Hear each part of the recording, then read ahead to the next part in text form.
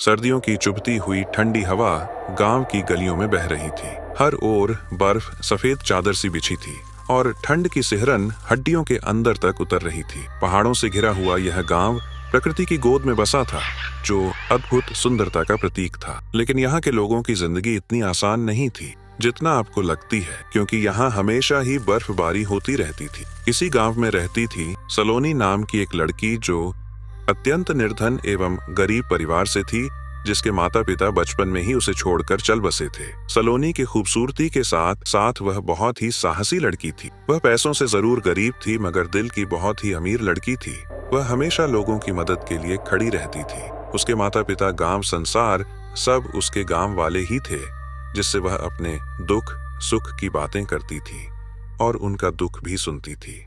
सलोनी का काम था जंगल में जाकर लकड़ियां काटना, और फिर उसको बेचकर जो भी पैसे मिलते, इससे उसका गुजर बसर चलता था। सलोनी एक सुबह अपनी झोपड़ी से बाहर निकली। उसके शरीर पर एक पुराना ऊनी स्वेटर था, लेकिन ठंड के सामने वह बेबस थी। सुबह की रोशनी में उसकी सांसें धुएं की तरह हवा में घुल रही थी। उसके हाथ में एक पुरानी कुल्हाड़ी थी, जिसके सहारे वह रोज जंगल से लकड़ियां काट कर अपना पेट भरती थी। उसने खुद से बातें करते हुए कहा, अगर आज लकड़ी नहीं मिली तो रात को आग कैसे जलाऊंगी। और बर्फ के बीच रास्ता बनाते हुए जंगल की ओर बढ़ गई। जंगल की वीरानी में सिर्फ बर्फ गिरने की आवाज आ रही थी। पुराने सूखे पेड़ ठंड से सिकुड़ गए थे और बर्फ की मोटी परत हर चीज पर जम चुकी थी। जैसे ही सलोनी ने पहली कुल्हाड़ी चलाई, हवा में किसी की कराहने की एक आवाज गूंजी। वह सहम गई। उसने आवाज दी, कौन है वहां? लेकिन उधर से कोई उत्तर नहीं आया। वह सतर्क होकर आगे बढ़ी। आवाज और तेज हो रही थी। उसने देखा कि बर्फ में कुछ दबा हुआ था। जैसे जैसे वह करीब गई, उसकी आंखें आश्चर्य से फैल गईं। बर्फ के बीच एक युवक दबा हुआ था। उसकी सांसें धीमी थीं, चेहरा ठंड से नीला पड़ चुका था, लेकिन उसमें एक अनोखी राजसी आभा थी। उसके कपड़े भी राजसी थे और चेहरे की भव्यता यह बताने के लिए काफी थी कि वह कोई साधारण व्यक्ति नहीं था। सलोनी ने डरते डरते उसके चेहरे को छुआ। ठंड की लहर उसके भीतर दौड़ गई। उसने कहा, हे भगवान, यह तो जीवित है। उसने फौरन कुल्हाड़ी उठाई और बर्फ को काटने लगी, लेकिन जैसे ही वह बर्फ हटाती, वह फिर से जम जाती। उसने पूरी ताकत से कोशिश की, लेकिन बर्फ हटने का नाम नहीं ले रही थी। बर्फ की ठंड उसकी उंगलियों को सुन्न कर रही थी और शरीर में कंपन बढ़ रही थी, लेकिन सलोनी ने हिम्मत नहीं हारी। वह पूरा दिन बर्फ काटती रही, मगर बर्फ हटने का नाम नहीं ले रही थी। ठंड और थकावट से उसका सिर घूमने लगा। अचानक उसके पैरों तले की जमीन डगमगाई और वह खुद भी बर्फ पर गिर पड़ी। उसकी आंखों के सामने अंधेरा छा गया। पूरे 2 दिन बाद उसे होश आया। जब उसे होश आया तो उसने देखा आसमान में चांद चमक रहा था। हवा और भी सर्द हो चुकी थी। उसने उठकर राजकुमार की तरफ देखा। राजकुमार अब भी उसी हालत में पड़ा था और बर्फ भी और जम चुकी थी। उसने खुद को संभाला और सोचने लगी, अगर मैं इसे ऐसे ही छोड़ दूंगी तो ये बच नहीं पाएगा। कुछ देर सोचने के बाद उसे एक उपाय सूझा, आग जलाना। लेकिन उसके पास सिर्फ कुछ ही लकड़ियां थीं। उसके पास माचिस भी नहीं थी। वह आज कैसे जलाती? उसने कुछ लकड़ियों को काटा और इकट्ठा किया। जमीन से 2 पत्थर उठाया। उसने पत्थरों से चिंगारी निकालने की कोशिश की। पत्थरों को आपस में रगड़ना शुरू किया, लेकिन ठंड के मारे उसकी उंगलियां भी अकड़ गई थीं। लेकिन उसने हार नहीं मानी। ये सब करते करते उसे काफी समय बीत गया। वह इस बीच ना ही घर गई और ना ही उसने कुछ खाया। राजकुमार को ठीक करने के चक्कर में वह अपना सब कुछ भूल गई। उसे खाने का ख्याल आया और ना ही पीने का। वह जानते थे कि राजकुमार को अगर जल्द से जल्द बर्फ के अंदर से निकाला नहीं गया तो वह जीवित नहीं बचेगा। पर उसे क्या पता कि राजकुमार श्रापित है। उसने राजकुमार को बर्फ से निकालने में अपनी पूरी ताकत झोंक दी।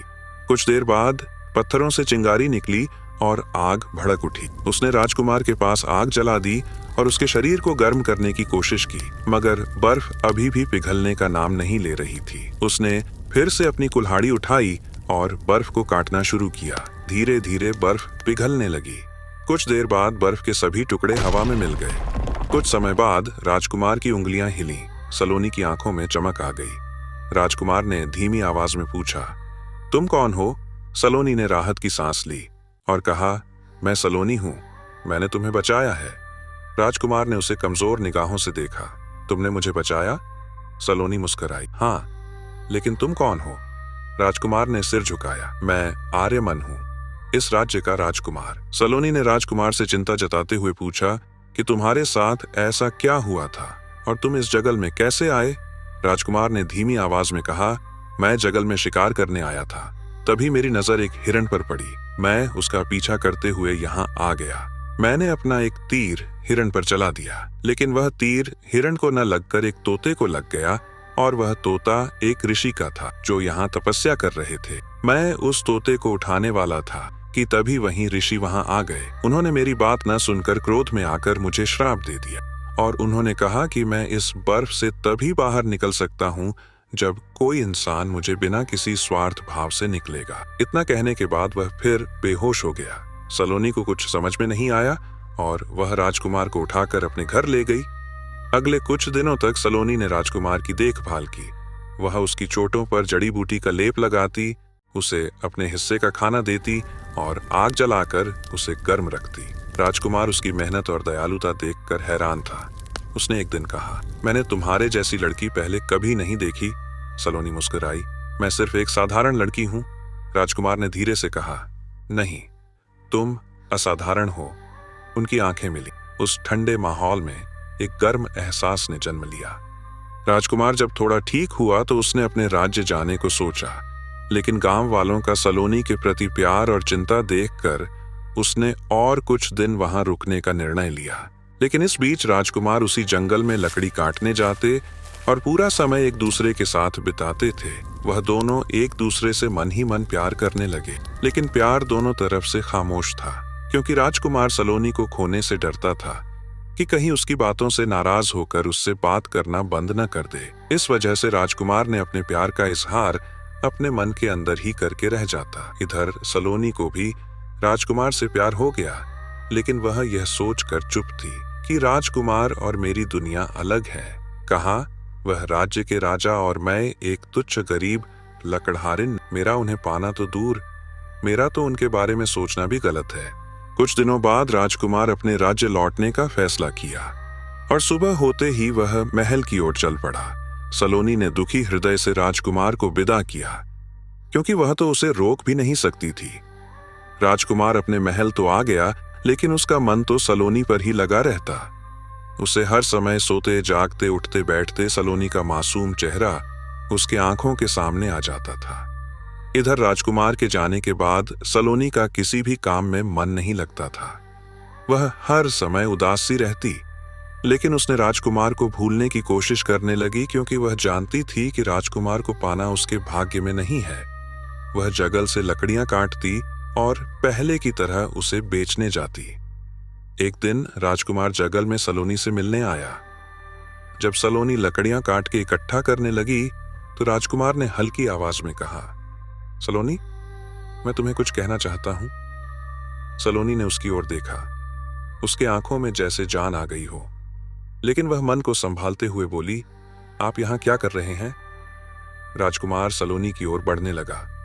उसने उसकी हथेलियां अपने हाथों में ले ली और गंभीर स्वर में कहा, सलोनी, मैं तुम्हें चाहता हूं। सलोनी, तुम्हारी सरलता, तुम्हारा साहस, तुम्हारा प्यार मैंने अपनी जिंदगी में कभी ऐसा महसूस नहीं किया। सलोनी का दिल तेजी से धड़कने लगा। सलोनी ने हिचकिचाते हुए कहा, लेकिन मैं एक गरीब लकड़हारिन हूं, तुम एक राजकुमार हो, हम दोनों की दुनिया अलग है। राजकुमार ने दृढ़ता से कहा, नहीं, हमारा प्यार किसी भी भेदभाव से बड़ा है। मैं तुम्हारे बिना नहीं रह सकता। राजकुमार अब पूरी तरह ठीक हो चुका था। वह सलोनी को अपने महल ले जाना चाहता था, लेकिन सलोनी झिझक रही थी। अगर तुम्हारे परिवार ने मुझे स्वीकार नहीं किया तो? उसने पूछा। राजकुमार ने कहा, अगर वे मेरे प्यार को नहीं समझेंगे तो मैं अपना राजपाट छोड़ दूंगा। सलोनी की आंखों में आंसू आ गए। उसने राजकुमार का हाथ थाम लिया। राजमहल में उनके प्रेम को स्वीकार करने में कठिनाइयां आईं, लेकिन अंततः सच्चे प्रेम की जीत हुई। सलोनी अब सिर्फ एक लकड़हारिन नहीं, बल्कि एक रानी थी, जिसकी सादगी और निष्ठा ने राजकुमार का दिल जीत लिया, क्योंकि सच्चा प्रेम हर बाधा से ऊपर होता है।